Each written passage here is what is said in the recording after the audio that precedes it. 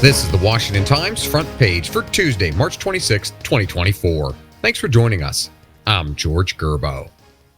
The rift between Israel and the United States widened dramatically as Israeli Prime Minister Benjamin Netanyahu called off a trip by a top-level delegation to Washington. Dave Sands reports the move was done to protest the Biden administration's refusal to block a UN Security Council resolution calling for an immediate ceasefire to the war in the Gaza Strip.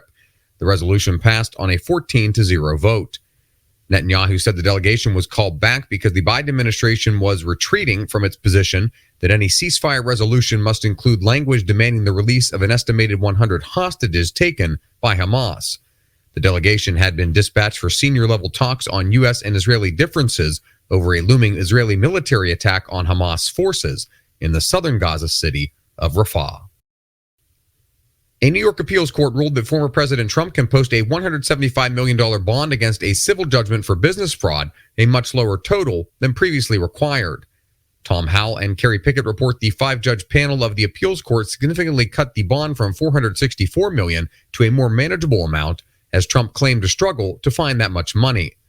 Trump faced a Monday deadline to post the bond or face the seizure of his assets.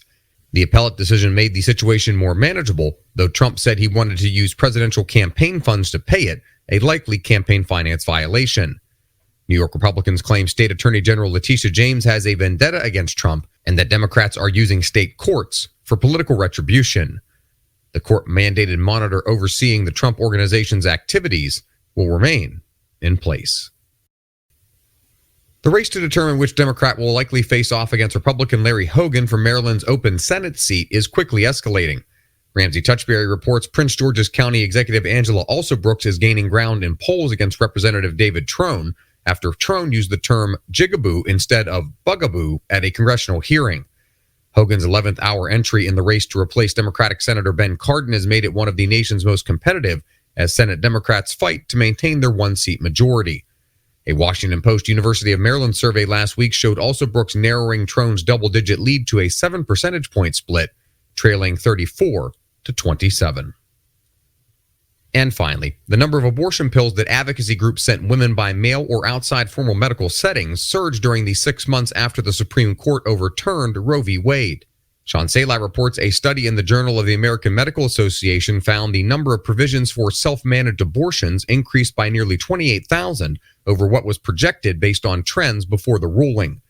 The study pointed to previous research showing that surgical abortions dropped by a little more than 32,000 over the same period, July through December of 2022, as state restrictions drove clinics to close in some parts of the country.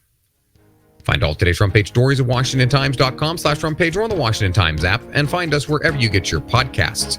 You can also find us on social media at Wash Times for breaking news, sports, commentary, and more. For the Washington Times, I'm George Gerbo.